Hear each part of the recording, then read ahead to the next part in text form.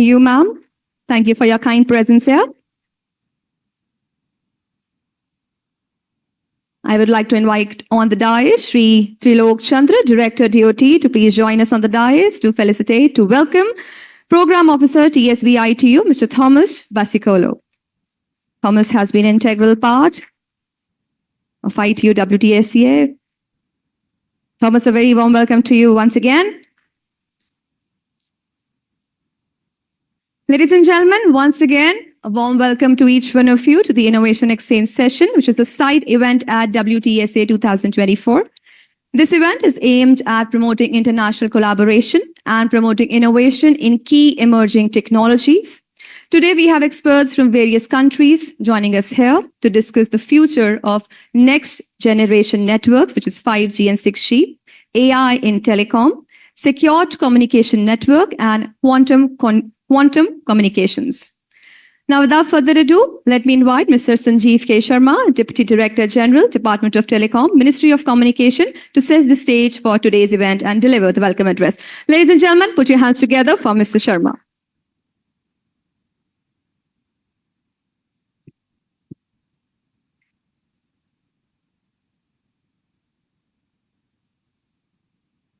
Esteemed dignitaries on the dais, ladies and gentlemen, a very good afternoon to all of you. At the outset, let me set the stage for what the Innovation Exchange event is all about. It's about global collaboration and cross-pollination of ideas in the field of academics, research, innovation, and entrepreneurship. The discussions in today's event are on 4 different thematic areas, that is next generation networks, artificial intelligence in telecom, secured communication networks, and quantum communications. The rapid technological advancements warrant the fusion of diverse perspectives from around the globe, and therefore, each theme will involve teams from India as well as some other ITU member countries, namely USA, UK, UAE, Singapore. Each team is represented by a lead faculty, a research student, and a startup working in the same thematic area. The discussions between the teams will be moderated by ITU experts. When we talk of academics and startup, it leads us to our chief guest, Honorable Minister of Communication and Rural Development for India, Dr. Chandrasekhar Pemasamy. Some of you would know that he is also founder and CEO of UWorld, a company which is started in a university dorm room while studying medicine in USA. He personifies the spirit of entrepreneurship, rising all the way up from a humble background to become a multi-millionaire businessman. And today, as a minister, he is here. We welcome you, sir, to this program. I'm also glad that Dr. Cosmas Zawazawa, Director of Telecommunication Development Bureau of ITU, is also amidst us. I welcome Dr. Zawazawa, who has been driving the Innovation and Entrepreneurship Alliance for Digital Development. In fact, when we were conceptualizing this event, we wanted to have a session where various acceleration centers and innovation hubs of ITU BDT could interact online. But since WTSA is centered around standardization, it could not materialize. But I will take this opportunity to urge ITU to make this a yearly event that is driven by the Digital Innovation Board and the regional innovation centers. Dr. Pranita Upadhyay, the new head of ITU Area Office and Innovation Center of New Delhi, will also be joining us soon as one of the session moderators. I also welcome Mrs. Madhu Arora. She is member in Digital Communication Commission of India. Ladies and gentlemen, Dr. Neeraj Mittal, our Secretary, Department of Telecom, was also supposed to join this inaugural program, but at last moment there was some meeting at the Prime Minister's office and he has to take excuse from this program. And the other day, while he was inaugurating the Kaleidoscope event, he was proposing to ITU to consider conducting a program which bridges the gap between academics, research, and productization. I'm glad to say that at the heart of Innovation Exchange event lies the spirit to connect the dots between research and productization. By integrating startup representatives into the teams, we hope that discussions are grounded in real-world applications and that we stay attuned to the needs of productizing the research. By providing a platform for startups to engage with researchers and industry leaders, we can facilitate a fertile ground for taking new research and ideas to market. I welcome all ITU delegates, including Mr. Thomas Basicolo, who has been coordinating on behalf of ITU for conducting this event and has been responding to all our calls and mails despite differences in time zones in whichever country he was. I welcome all the participants representing lead universities and wish them all the best to navigate through the thematic discussions in today's event. Thank you.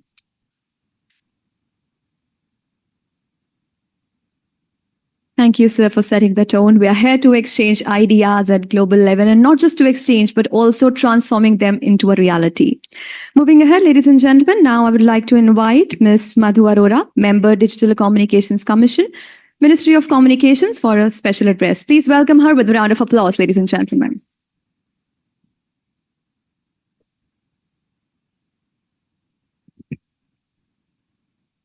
Thank you.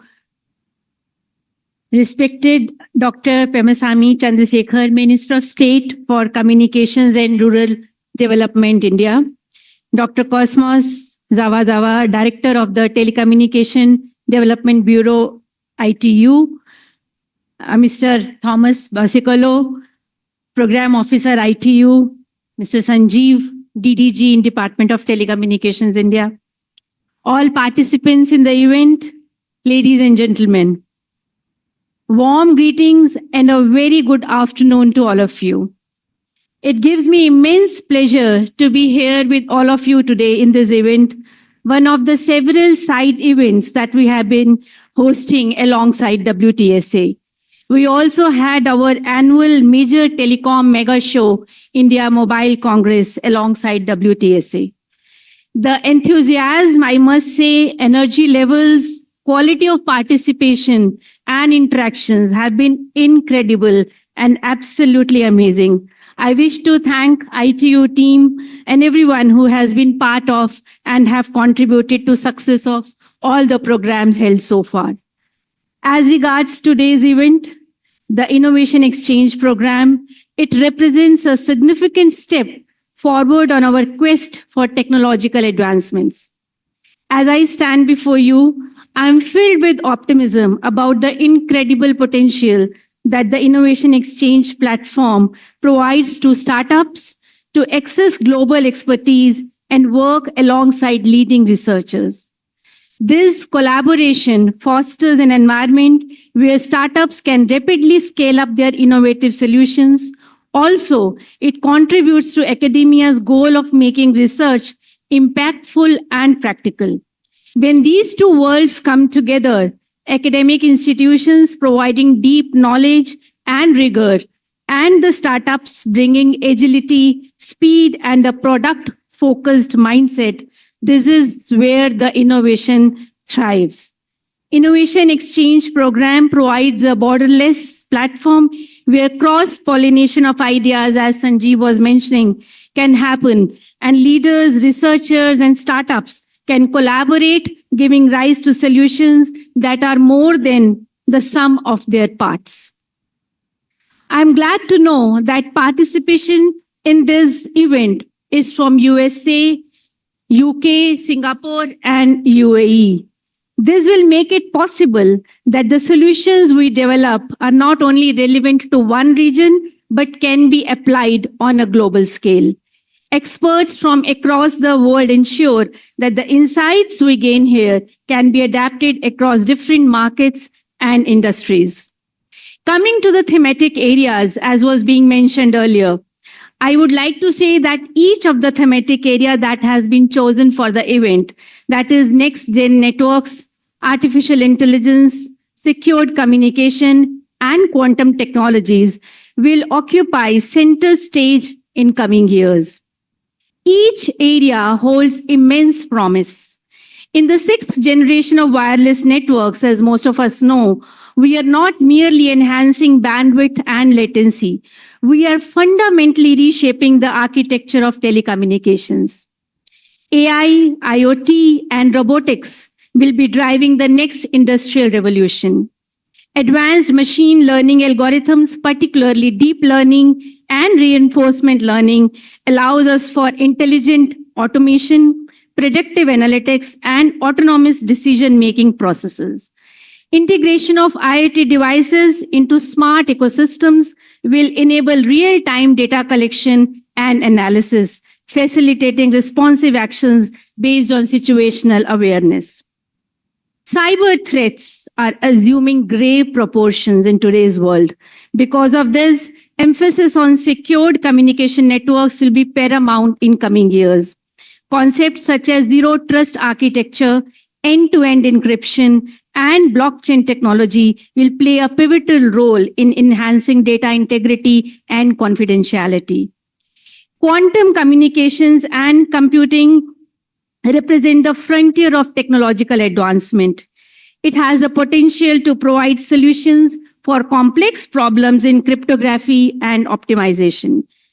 Collaborating in this realm is essential for translating theoretical frameworks into practical applications that can transform industries.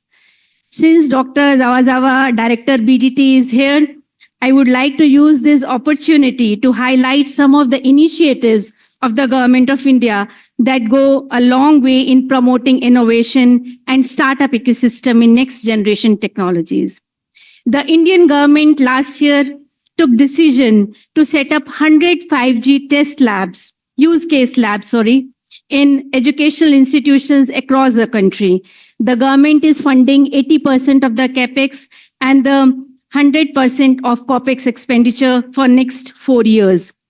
This unique initiative will foster innovation across various socioeconomic sectors like education, health, agriculture, power, transportation, etc.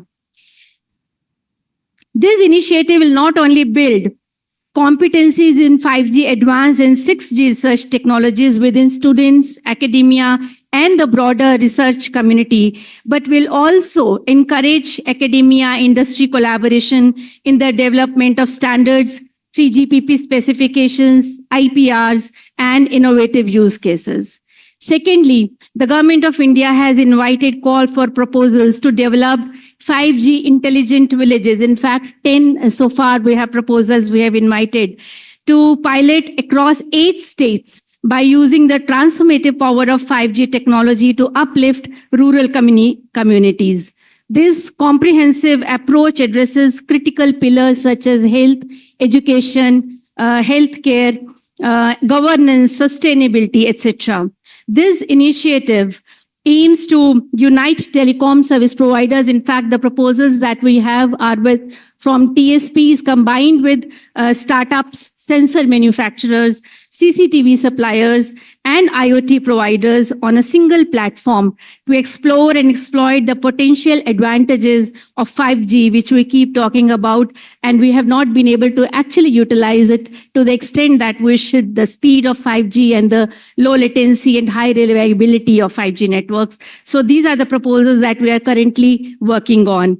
Also, Indian government has launched a project Unnati, which is acronym for Unified National AI-led Digital Twin for infrastructure integrated planning to revolutionize infrastructure planning and design by leveraging cutting-edge digital twin technology, AI, advanced computational methods, and next-generation communication network capabilities.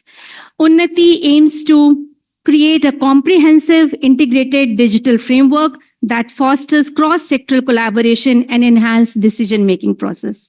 We are working on collaborating with participating organizations to demonstrate use cases in the areas of healthcare, disaster management, transportation, and urban mobility.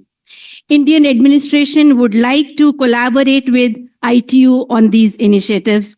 I request Director BDT to consider this. To conclude, I would like to reiterate that the Innovation Exchange program represents a significant step forward by embracing global collaboration and fostering the cross-pollination of innovative ideas. We are shaping the future. We are also cultivating a spirit of unity and shared purpose. Together, let us embark on this journey of discovery, creativity, and impact. As we move forward, I encourage each one of you sitting here to actively engage in the discussions, share your insights, and collaborate.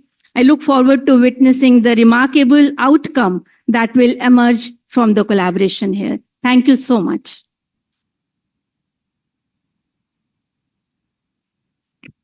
Thank you, Ms. Madhu, for sharing these valuable insights with us. Ladies and gentlemen, we all know that technology is an ever-evolving landscape, and the only way to keep our pace up with the technology is innovation, and that's what we are here for. Now, it's my honor to invite on the dais Dr. Cosmas Zavazava, Director of the Telecommunication Development Bureau, ITU, to deliver his keynote address. Put your hands together, ladies and gentlemen, for Dr. Cosmas.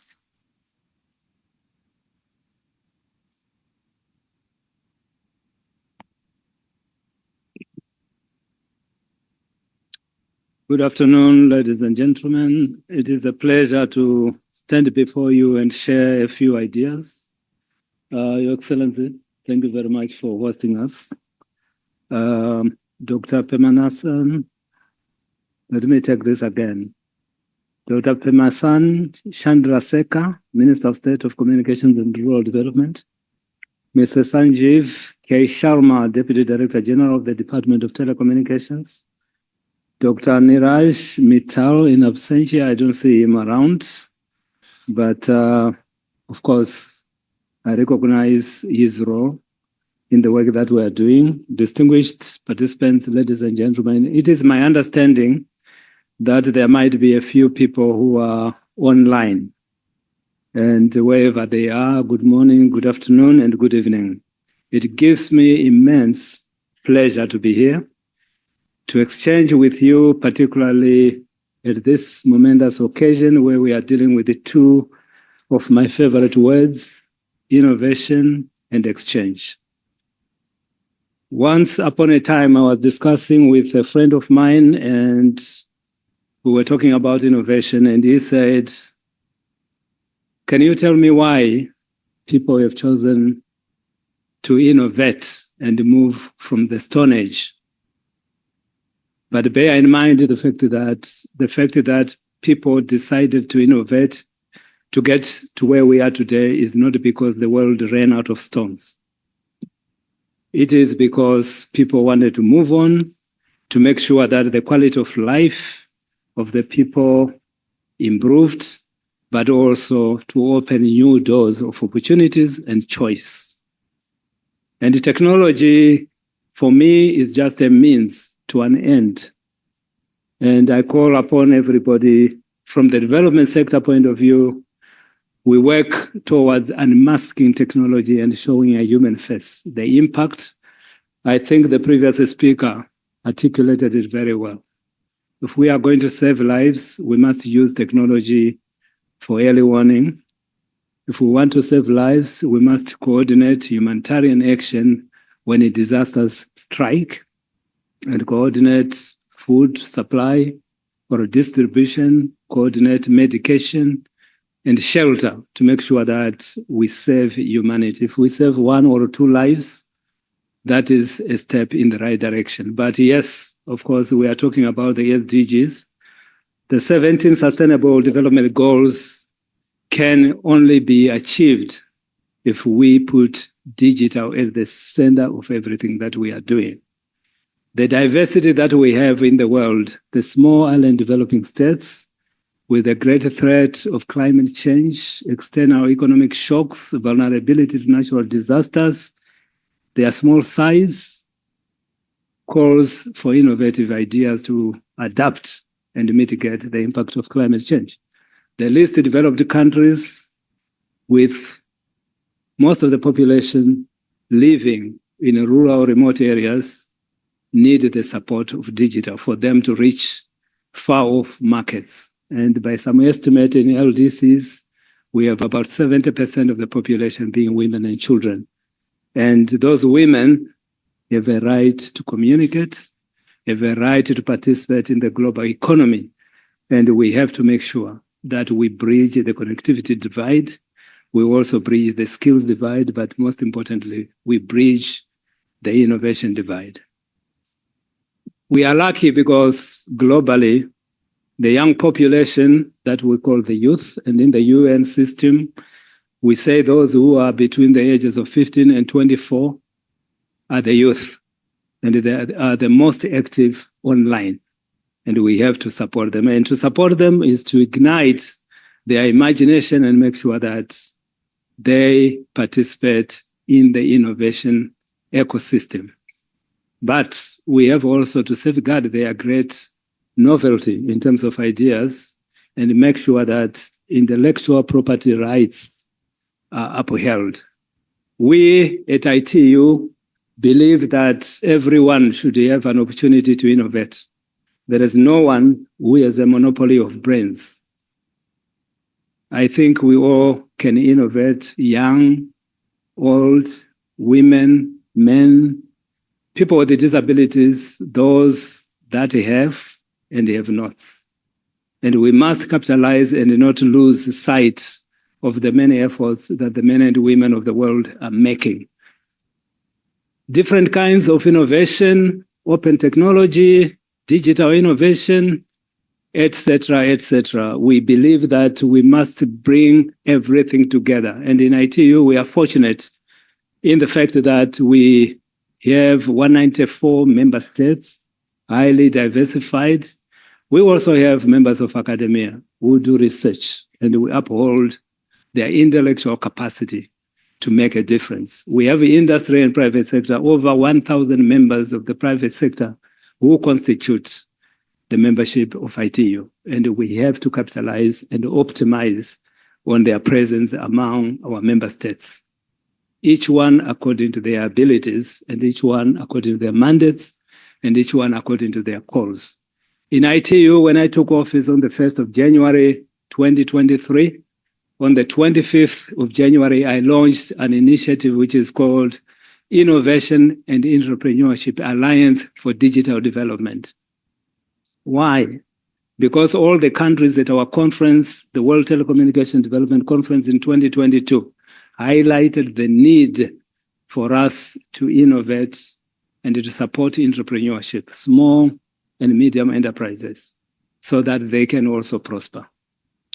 We have about 17 acceleration centers, as has been already mentioned, across the globe, from the least developed countries, small island developing states, to the most advanced countries, because we believe in triangular arrangements.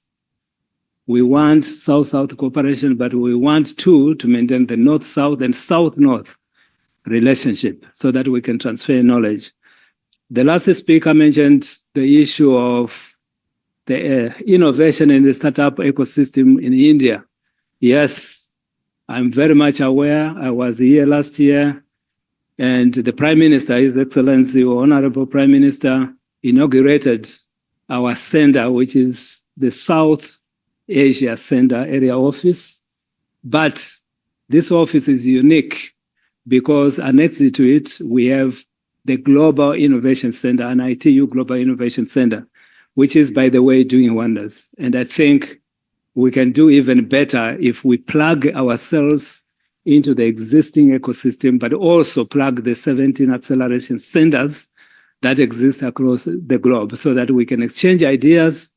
And as I always love to say, because we are talking about innovation and exchange, the only thing which does not run out when shared is expertise and knowledge. It actually multiplies. And we should be generous enough to be sharing ideas across the globe and exploit those ideas, but of course make sure that we have also safeguards in terms of cybersecurity and in terms of safeguarding, of course, intellectual property rights, so that we can motivate people to continue to innovate. Next week, we are going to be in Malta, and we are going to have all the acceleration centers present. We are going to have the member states and the industry meeting under one roof, discussing how we can accelerate innovation for sustainable development for the people, for the planet, and for prosperity. And I would like to say, I wish you well. I know there are many experts who are going to delve in the various technologies, big data, Internet of Things, artificial intelligence, quantum, etc., etc., and they will do justice to that subject. So thank you. It is an honor for me to be here. We are at a standards conference, and behind the work that we do, we draw a lot on standards. behind the work that we do, we draw a lot of radio communication recommendations. And that's why we are also talking about innovative ideas, how we can exploit space economy and space sustainability. And with these words, thank you very much for giving me the opportunity.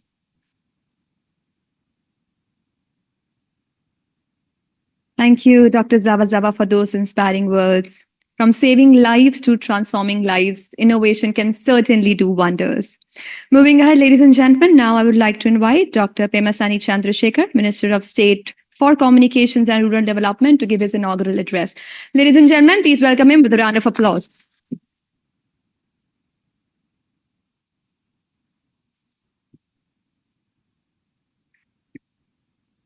Thank you. Dr. Cosmos Java, Director of the Telecommunications Department Bureau, International Telecommunication Union, Mr. Thomas Basicolo, Program Officer, ITU, Ms. Madhu Arora, Member Technology, Digital Communications Commission, Department of Telecommunications, India, Mr. Sanjeev Sharma, Deputy Director General, Department of Telecom, India, honorable dignitaries, esteemed guests, academia, entrepreneurs, and participants. Namaste. It is a privilege to stand before you at this remarkable event, the Innovation Exchange Program, a platform that unites the finest minds from diverse fields across the globe. This gathering not only highlights our shared commitment to collaboration and progress, but also creates a fertile ground where startups take root, ideas flourish, and a bridge is built between governments, academia, and industry. We are at a pivotal moment where disciplines such as next-gen networks, quantum communication, artificial intelligence, robotics, the Internet of Things, and the secured communication all converges. These are not merely technical fields, they are the foundation for a new world, where the impossible becomes achievable and the distant future becomes today's reality. The Honorable Prime Minister of India, Shri Narendra Modi ji, has given innovation and entrepreneurship unprecedented momentum. Through forward-looking public policies, India has fostered an ecosystem that nurtures new ideas and creates innovative solutions to real-world challenges. One shining example is the Startup India, Stand Up India initiative, which was launched in 2015. This initiative has made India the third largest startup ecosystem in the world, with over 112,000 startups spread across 56 industrial sectors. This journey of transformation is reflected in India's growing unicorns. In 2014, there were just 4 unicorns. Today, we have 116 unicorns. This is a testament to the spirit of entrepreneurship that has swept across the nation. With the launch of Bharat 6G vision, India is preparing for the next technological leap. The Bharat 6G Alliance brings together industry leaders, academia, startups, and government to foster 6G innovation under the vision of Innovate in India, for India, and the world. In an era of rapid advancements and growing digital threats, constant innovation, global collaboration, and international teamwork are essential to remain ahead. Innovation must transcend borders, ensuring that the benefits of progress are shared globally.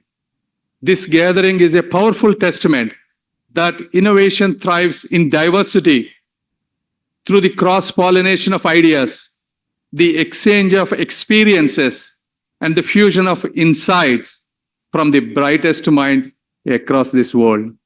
I am proud to say that this program brings together some of the most prestigious universities, whether it is University of Chicago or IITs of India.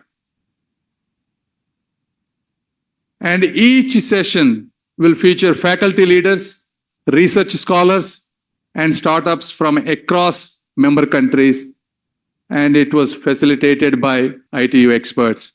This structure ensures both theoretical depth and a practical insight, highlighting how academia and industry can work hand in hand to build transformative solutions. I encourage every participant to immerse themselves fully to make the most of this rare opportunity. Let's use today's platform to spark collaboration, transforming research into products and ideas into impact. Let me share a bit of my own journey. I started an edtech company in the United States almost 24 years ago. I did not have funding, investors, or even mentors.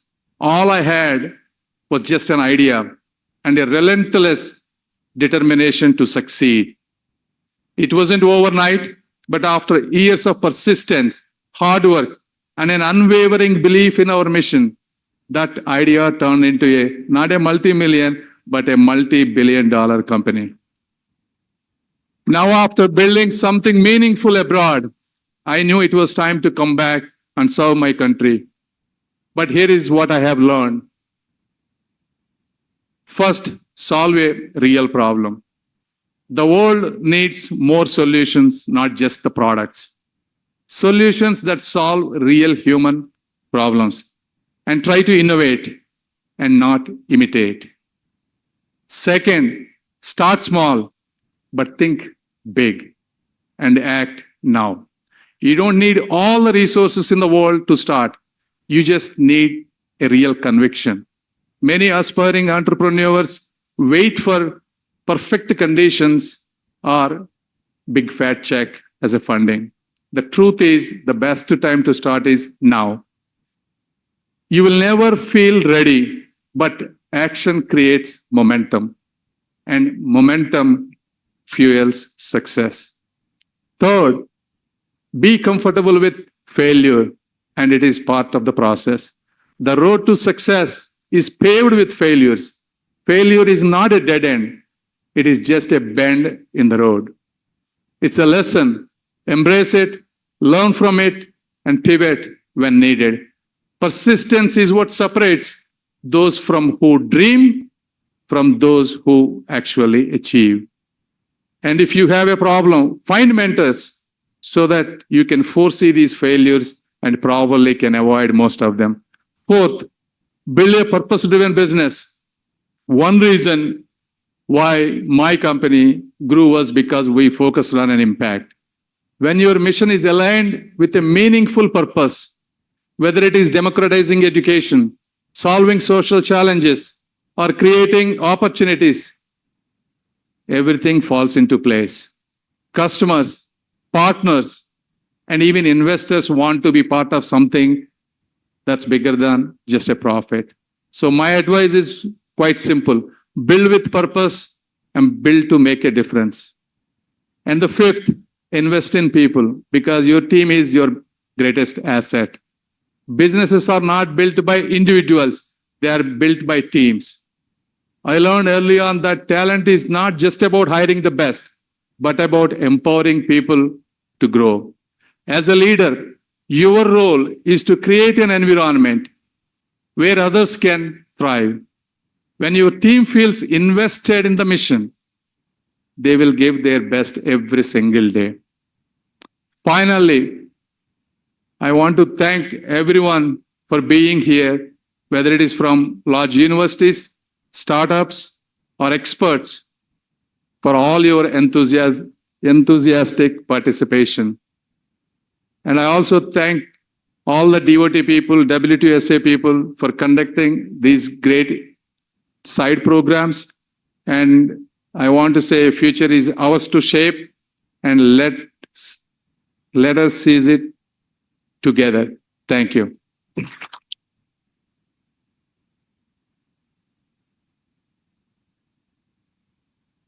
Thank you, Honorable Minister, for your motivating address. Ladies and gentlemen, moving ahead, as we're moving towards conclusion, I would like to invite on the dais Mr. Alex Vikas, Assistant Director General, International Relations, Department of Telecom, Government of India, to give vote of thanks. Please join him with a round of applause.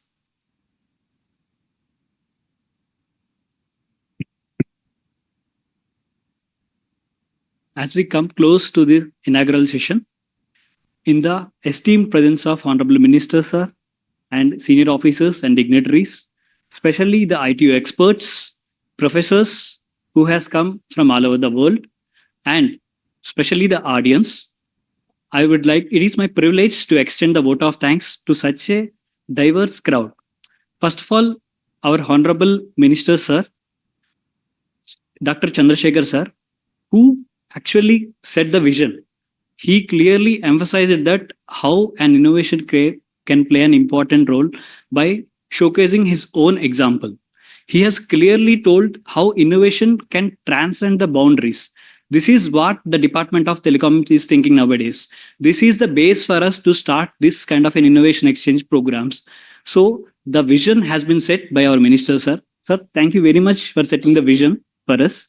Next, Director, Telecommunication Development Bureau, Dr. Cosmos Java. Sir, thank you very much for embracing with us your presence. Your presence actually showcases the commitment, the collaboration with the Department of Telecom, how you want to take forward this innovation ecosystem. You have told clearly that what is the essence of an innovation idea and bridging of innovation divide. This is a term which we want to take it. We want to see in conducting the upcoming sessions how we can take this forward.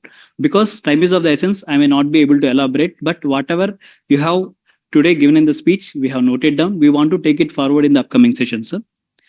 Next, our secretary, sir, who is not present nowadays, but actually he said the direction for us, how we can move forward with respect to the universities or with respect to the countries which we are going to take forward. So this part I am dedicating for the secretary, sir. Next, our member technology, madam, Madhu Arora, madam. Ma'am, thank you very much. How beautifully you explained to us in such a short words about the importance of the all thematic areas which we are going to cover today. And each thematic area has its own essence and has its own diversity. So the professors or the team who has come today has done the due deliberations already, and they have come up with clear mindset. So their intention is to give some outcome, so that where our department can take it forward, ma'am. Hope with your agenda, what you have said with the minister, sir, we want to take this forward. Next, I would like to extend vote of thanks to the Sanjeev Kumar, sir, our DDG, sir.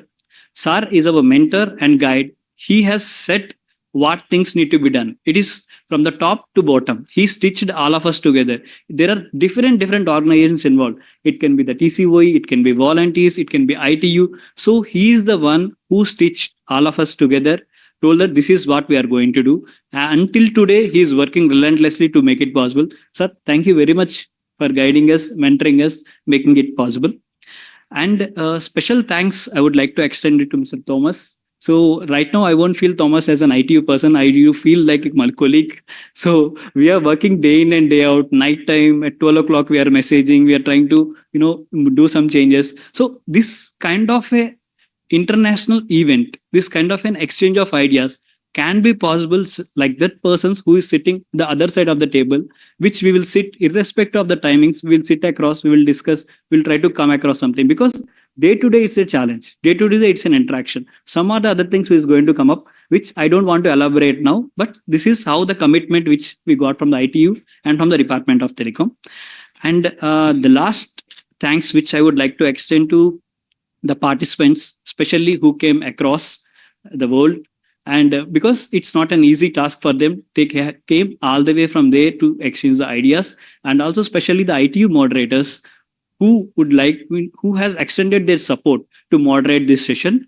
And the last special thanks to the organizers, Actually, we are sitting right now on the stage and we are trying to extend the vote of thanks, but it would not be possible without the support of the volunteers, even the cameraman, everyone who worked tirelessly to make this possible. On your shoulders only, we believe that success of this innovation exchange can happen.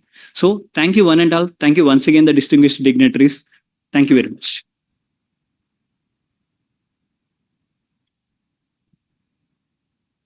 Thank you, Mr. Vikas. And as Honorable Minister has mentioned, start now because there's no other better time to start if not now.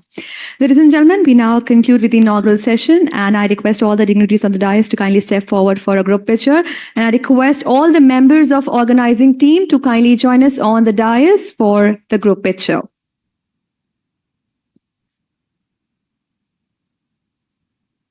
All the members of organizing team to kindly join us on the dais for a group picture with the dignitaries on the dais.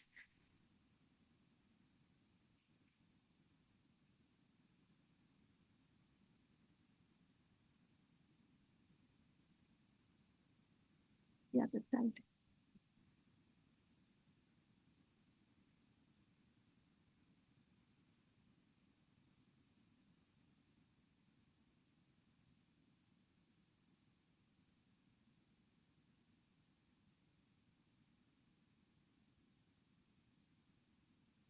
Thank you. We would like to thank each one of you for your kind presence here. Ladies and gentlemen, can we have a round of applause for all the dignitaries present on the dais?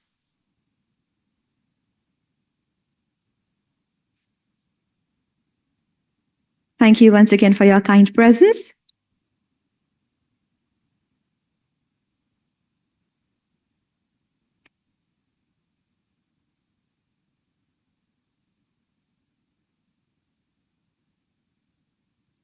Ladies and gentlemen, we will now move further with the panel sessions and I would like to invite on the dais Mr. Thomas Basicolo, Program Officer ITU, to kindly take over and introduce the panelists for the next session. And I request you all to kindly be seated because we will now be moving towards the panel sessions now. Thank you so much. Right now, we are starting the first panel session. The first panel session on this day will focus on quantum communications technologies. And this section will bring together experts from India, but also the United States, to discuss the advancements in research in this field. Of course, we are also going to discuss what are the implications for national security, encryption, as well as next generation technologies. Moderating this session, I would like to invite my friend Zoe Sungchai Park from Sunchunhyang University, Korea, but also she's one of the rapporteurs for ITUT Study Group 17. So Zoe, you can come from this side to invite the panelists for your session and moderate the session. The floor is yours.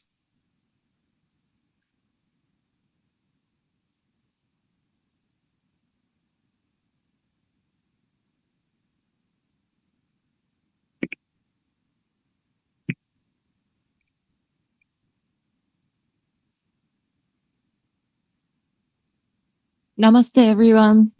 Good afternoon, ladies and gentlemen. I'd like to welcome all of you here today, and thank you for joining the session 1 of the Innovation Exchange today.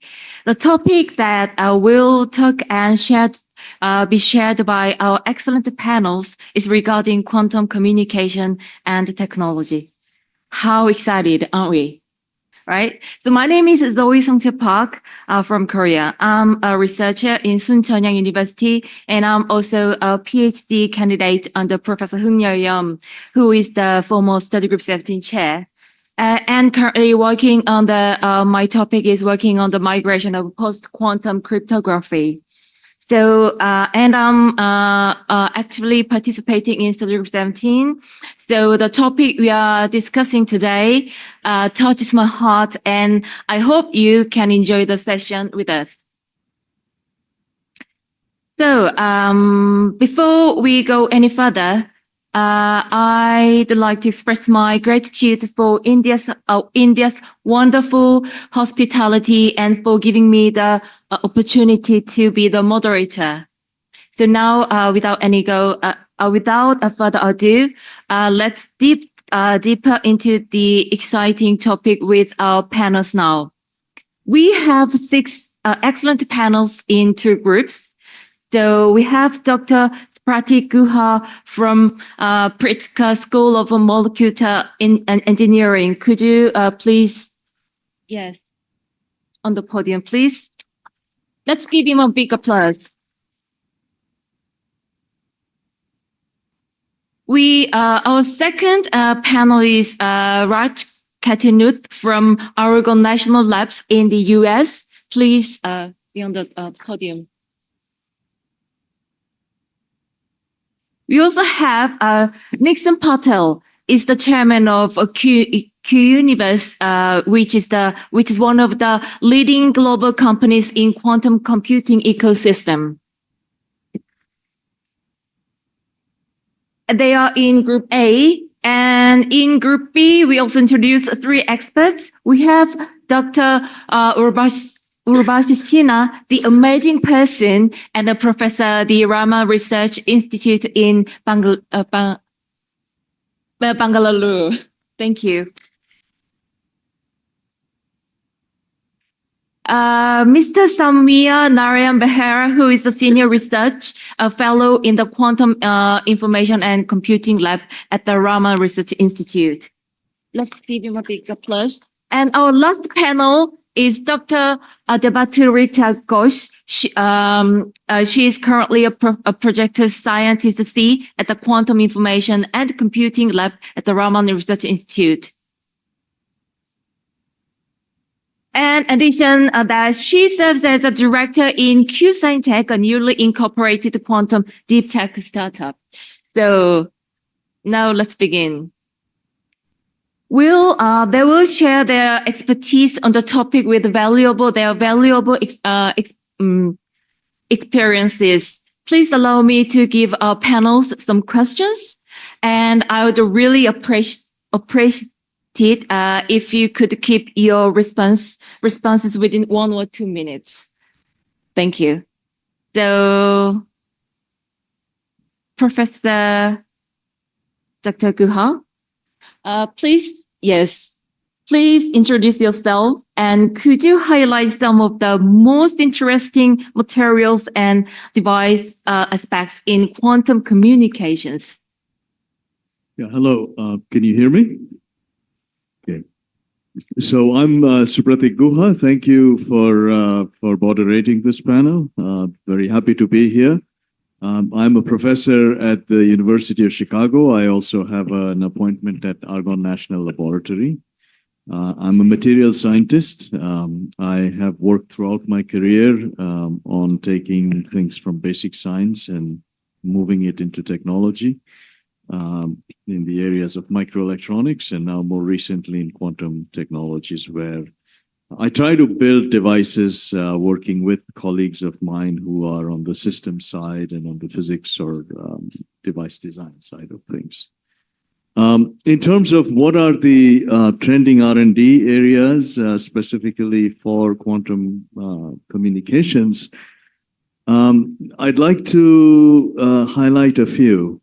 The first is looking at long-distance communication systems, quantum communication systems that are across scales, going from intra-city to intercity and down to network databases. One of the things coming ahead is the merger of what I see quantum computing and quantum networking. To do all of this, particularly for long-distance quantum communications, you need a lot of scalable hardware components. The most important among them for quantum communications being what's called a quantum repeater. In classical communications, you have amplifiers that boost the signal every 100 kilometers or so. Because of a theorem called the no cloning theorem, unfortunately, you can't put an amplifier in a quantum system. So you have to have this complicated thing called a repeater. For that, you need to have a quantum memory. A practical one does not exist. That is the big challenge. In addition to that, there are challenges such as making scalable transducers, single photon emitters, single photon detectors, combining all of this with silicon electronics and so on and so forth. The third item is looking at hybrid classical quantum systems in real life, testing pilot systems across scale, which is what we're doing at Chicago right now, testing systems under real world conditions where you have weather changes, you have vibrations, etc. You already have existing optical fibers. How do you stick in a quantum network within that? Quantum networks, we have found out, will eventually have very low data rates given what we know today. So how do you combine it with classical networks and still keep things secure? So those are some of the key challenges. Thank you, Professor, for your response. And let me move to give a question. Professor Shina, yes. So introduce yourself, please, and could you share your insights into the latest R&D trends in your aspect and in long distance quantum communications, please? So thank you very much. And of course, I want to first of all thank ITU, WTSA, and the DOT for inviting me and the rest of us here in this panel. I can't call it a wonderful panel yet because that will be towards the end of the panel. We would know that. But then it's a great opportunity, and thank you for the moderation. So I am Urvashi Sinha. I'm a professor at the Raman Research Institute in Bangalore in India. And of course, I head the Quantum Information and Computing Lab. And we are the first lab in India to work on single and entangled photons and apply them to various quantum technologies. The focus area here is quantum communications. So I'll speak on that. The question was about the trending areas. So of course, Supratik, already highlighted some of the trending areas from the materials perspective. So I do believe that, just because we are in the US and India, our viewpoints on what is trending is not going to change. So I'm going to reiterate some of the points you already made. And one of the first things which comes up is, in fact, quantum repeaters, because that is towards long distance quantum communications. There are three approaches, let's say.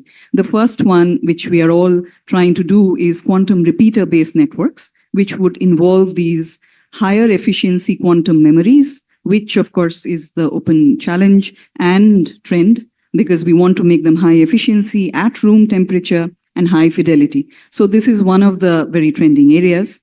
The second one is in the free space quantum communication, which would involve a satellite in some form or the other. So satellite as a node towards using the very now large hundreds of kilometers that we have between ground and satellite, so that we can bridge long distances. Of course, one of the challenges there, which then makes it a trending area, is the atmosphere, because the atmosphere does create a lot of unwarranted effects. So coming up with ways of mitigating these effects, coming up with adaptive optics techniques to, circumvent these effects, these are all very trending areas. Likewise, in fiber-based networks, which perhaps don't talk about memory, where, of course, Raj will pitch in later, I believe. So there, coming up with low-loss fibers is a very trending area. Coming up with metropolitan area networks, and then longer networks. So these are all things which keep us alive and motivated in long distance. And I would like to just add why I'm speaking on these topics, because we have been leading many of these efforts from our lab in India, from a national and international perspective. We are working on India's first approved project on satellite-based QKD, where we have achieved all the ground-based milestones. Now we are looking upwards and hoping that the satellite will emerge under the National Quantum Mission. And then under the National Quantum Mission, I am also leading a technology group on quantum repeater-based networks. And so that is a consortia of institutions, and we are working together on different architectures and memories. And so this is one of the 14 successful technology groups out of 383 applications. So we are very proud and privileged that we are going to do this over the next 7 years. So I hope that answers this question. Thank you, Professor Sheena, for your sharing your expertise and the trend are in the area. And now the question is for Dr. Raj Katinuth. So yes, introduce yourself and how do you envision the evolution of the quantum communications, particularly in integrating the quantum layer with the classical networks? Thanks so much. My name is Raj Ketimuto. I'm a senior scientist at Argonne National Lab, and I have a giant appointment at University of Chicago. I'm very glad to be here, and thanks for the opportunity. I've been working on classical network for more than a decade, and then several years ago, I started looking at quantum networking. And yeah, the quantum networking has a lot of new concepts and that allows you to do new things that actually fascinated me and that brought me to this area. So to focus on, like Supratik also put it, and Uvaji too, about how we need to be thinking about combining quantum and classical, right? I mean, so how do we get, like, because there's a lot of this infrastructure that's already laid. There's a lot of fibers and satellite-based communication too, but for now I'm going to focus on fibers. So fibers, you have a lot of laid fiber. So if we are able to actually figure out a way how we can actually have quantum coexist with classical, then that'll actually accelerate the deployment of quantum networks, right? So there are multiple ways to do that. I mean, one is like Urvaji said, so there is this research on, like, people are looking at developing ultra low loss fibers because you really need to reduce the noise, the loss, you need to reduce as much as possible for quantum communication, right? So that's one area. But then the thing is, if you want to go that route, then you need to relay the infrastructure. So that's going to take time. So you want to figure out how exactly you can use the existing infrastructure and put quantum signals in there, right? Along with classical. So we started with just using dark fiber, just doing quantum signals, but we've come a long way, right? So there's been work on how actually you can put, starting with clock signals, right? So can we actually have clock signals coexist, classical clock signals coexist with quantum? So there've been several demonstrations, including some from my own group. And so those are promising demonstrations, but it's still very preliminary, right? And then quantum communication also requires classical signals.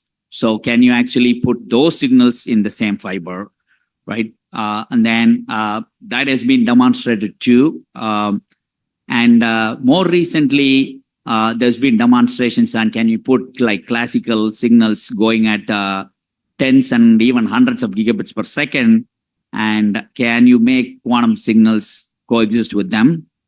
That's been demonstrated too. So there is a lot of promise.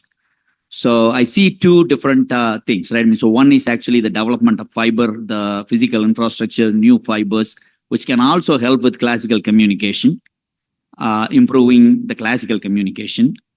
And then using the existing infrastructure and figuring out ways, how do we actually contain the noise? How do we actually contain the Raman scattering that occurs with the classical signals? How do we isolate this quantum signals? So there's been research in that direction. So I'm seeing those two would converge at some point, but at least in the near term, it's about like, how do we actually make use of the existing infrastructure? Thank you. It sounds really complicated, and I hope you to make a big progress in that area.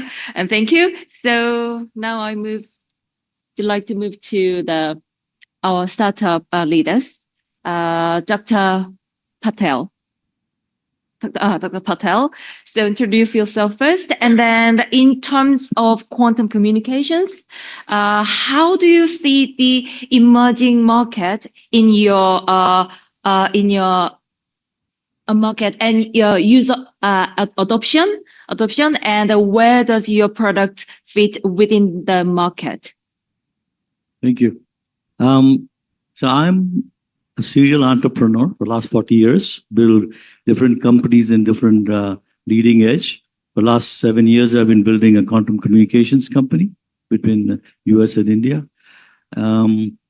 Basically, in the whole process, I'm also entangled with academia as adjunct professor and professor of practice, bringing what academia knows into a startup to create products, right?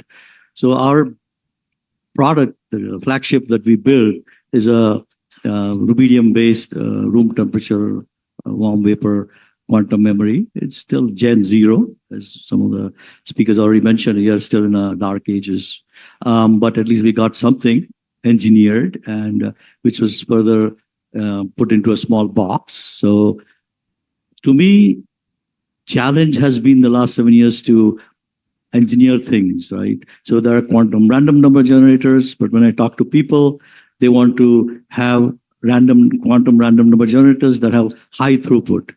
You want to have QKDs, again, throughput becomes an issue. Also, extension becomes an issue, right? So with quantum memory, definitely there'll be one way to extend these communication channels.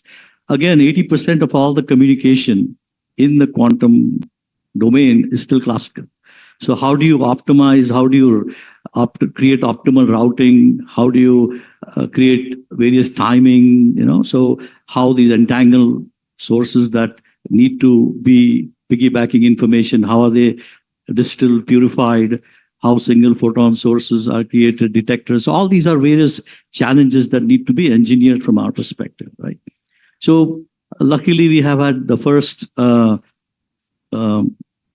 from one of the institutes, IIT Madras, who has kind of put an order for our first memory. So at least that's light at the end of the tunnel. It has been challenging to find market for this, but definitely.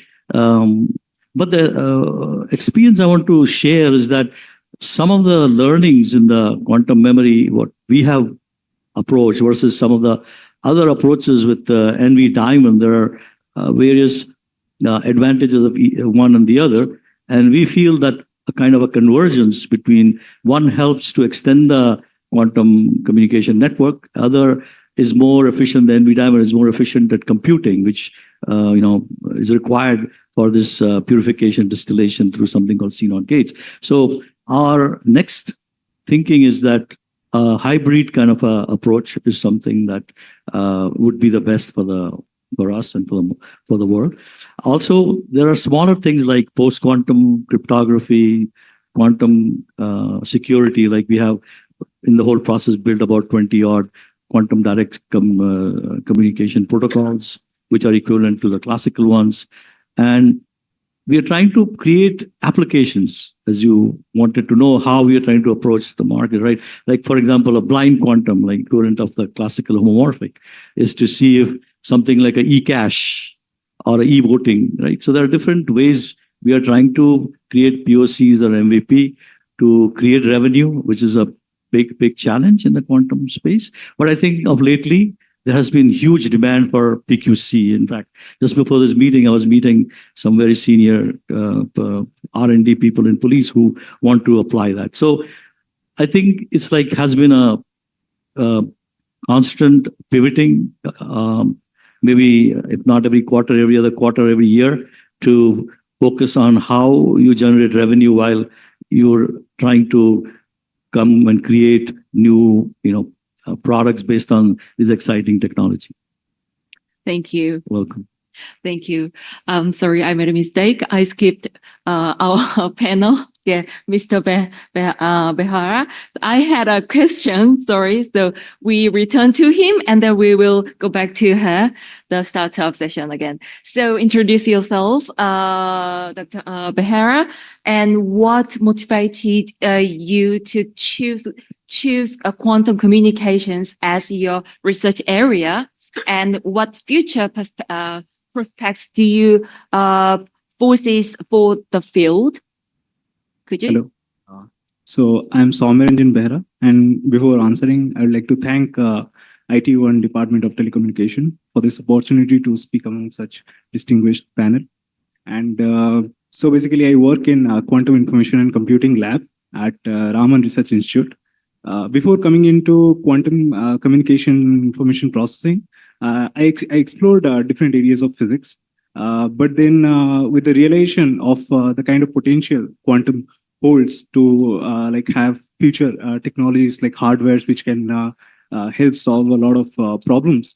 I came into this field, and since then, like since last 5 years, I've been working in with quantum communications and information processing. So at Quick Lab, we work in communication protocols like QKD protocols, which are basically prior to any secure communication using quantum as giving the advantage, right? And yeah, I mean, so what was the question again? Sorry. Yeah, the question was like your future. Okay. Yeah, your So future. what do I prospects. see? Like Yeah, how yeah. the technology can. Do you foresee? So in our lab, we work in this quantum key distribution protocols, which hold promise to achieve secure communication. And then while doing that, we have demonstrated several different protocols like free space, fiber-based quantum communication protocols. And then in collaboration with Indian Space Research Organization, we are doing this, like ma'am mentioned, satellite-based quantum communication, India's first satellite-based quantum communication project. So yeah, I see that like with this advancement and what we are working on by achieving these milestones that we are currently working on, we'll be achieving basically a secure quantum network in future, and that will help us. Thank you.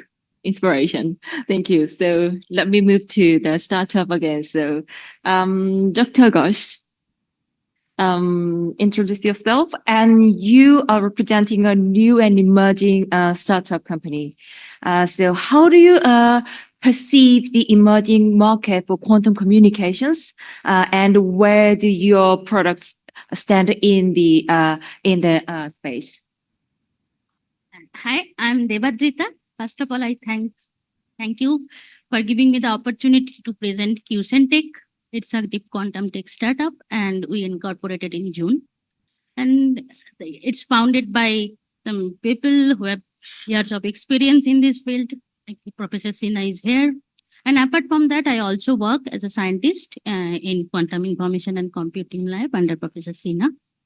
As we start, we have some exciting product line, both software and hardware. So very soon we are going to launch a quantum enhanced image processing software. And for our very first product, the application will be in biomedical feature extraction. And it can be applicable in other aspect also. And there is quantum key distribution simulation package, which is already patented. Algorithm is already patented. And from the hardware side, we have truly quantum random number generator, which its underlying physics is already published in PRL, Physical Review Letter, at one of the top physics journal. And we are also working, patent is already filed, and we are also working on compact portable single photon source. Now you all have heard about National Quantum Mission. So with the National Quantum Mission underway, and its objective is very supporting towards the quantum tech market. So we are hopeful that we see strong opportunity for our products. Like with the advancements of quantum key distribution technology, actually there will be a necessity for reliable tool to simulate the entire process and evaluate. So our algorithm will simulate the entire process, and where it will also take care the real experimental conditions like background noise and imperfection, and also it can be adaptive depending on the different type of single photon source.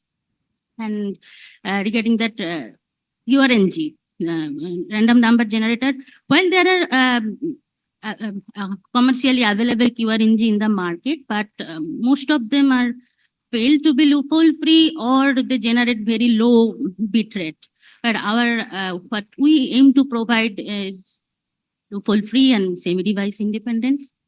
So yes, in the defense security, we hope that our product will inspire a confident investment.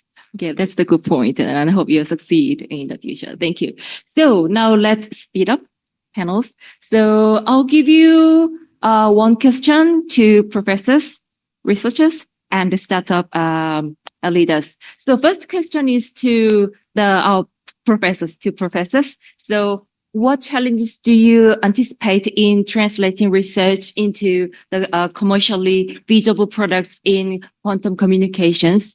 And if you have any suggestions on how to overcome these problems, we have to, be speed up. So Should I go? 1 minute. So I'm Yeah, going first. So one of the challenges is for academics to stick to time, which we already see right now. But then coming back to the quantum communications challenge, I would say there are three categories of challenge. One is a technical challenge. We talked about repeaters and memories.